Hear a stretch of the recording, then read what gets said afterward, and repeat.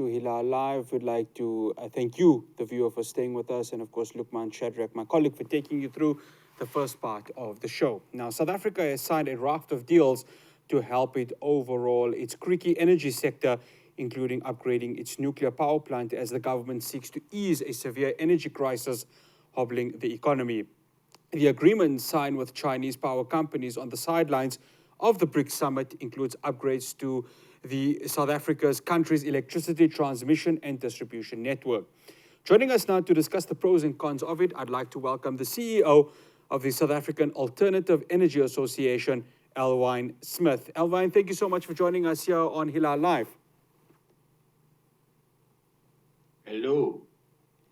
Alwyn, let's talk about of course, the agreements that were signed during, of course, the BRICS summit. Let's start with the pros. Any pros for you that comes out of this? Yes, as in anything of this magnitude, there's pros and cons. The pros are, yes, we need it. And we've been telling government since 2008 that this is what we need. They just didn't listen because of various ministers going the other way and corruption, the main word, and trying to protect the coal industry. If we had gone to renewables in 2010, we wouldn't be where we are now.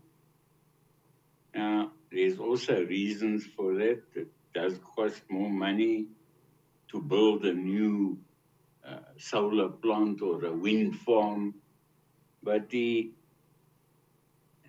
doesn't distract from the fact that we should have done it. Now, here is an opportunity to do it.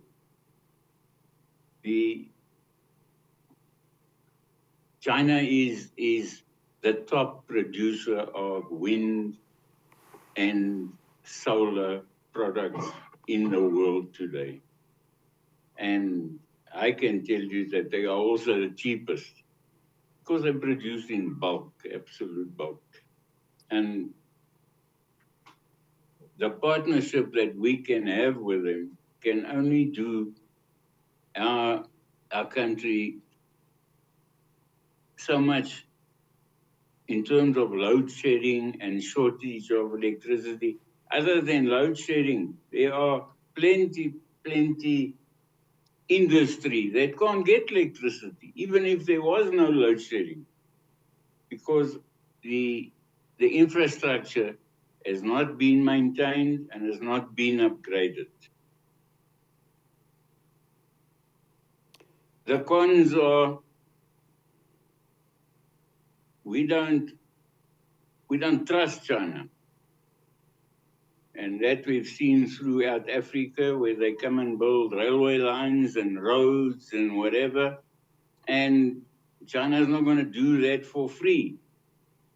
They want some agreements, future agreements, where they can get some of the mineral rights and where they can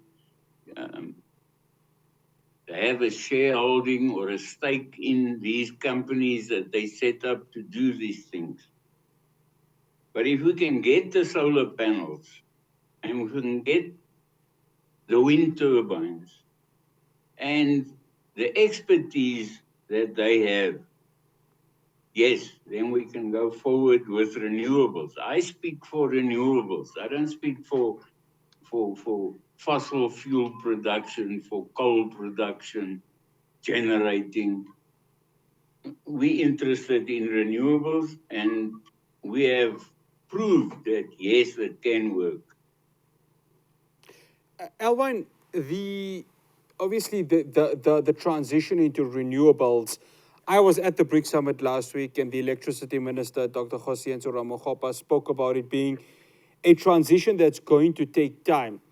In your assessment, how long do you think it will be till South Africa is fully into the green energy sector?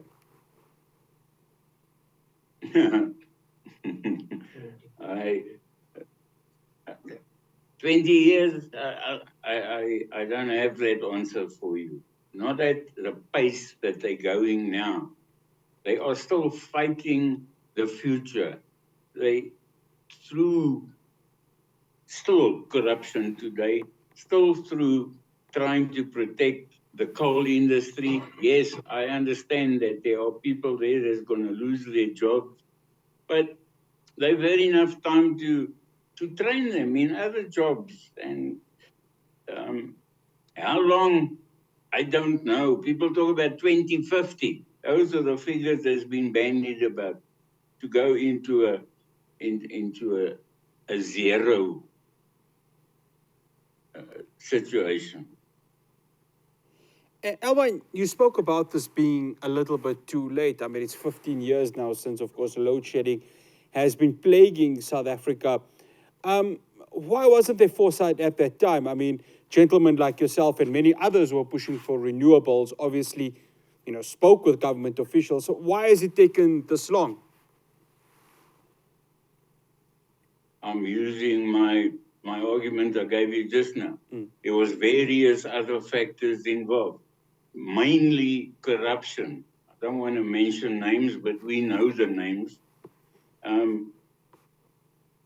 Our Minister of Energy, I personally blame for where we are now. They just didn't want to budge. They wanted coal, and that's it. And the old regime in Eskom, also, their argument was, we are here to produce electricity from coal, and that's what we're going to do. So don't come with no other story to us. Alwyn, the transition into renewables won't immediately end load shedding. I mean, it doesn't just put a complete stop to it. But how does this help in at least trying to reduce it? And when I mean reduce it to a point where you have power cuts, even if it is 1 hour a day, but at least it's some sort of consolation that the country can get. Yes, of course. It will assist. It's going to give us a little bit of a respite to limit load shedding. There's no other way of doing it that we know of. How else are you going to do it? There's no ways they're going to catch up with fixing the failing coal power stations. It's been proved now that they can't do it. So what other option do we have? Nuclear? Nuclear is in the same situation as coal-fired power stations. Even if China comes and helps us, how long is it going to take? You don't fix a nuclear power station overnight.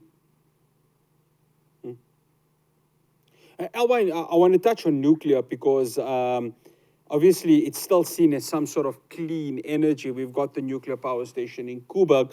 How does that fit into the renewables mix? Because one would assume that it still has some sort of future with regards to the energy distribution in South Africa. Yes, of course, we can use nuclear. It's not a problem.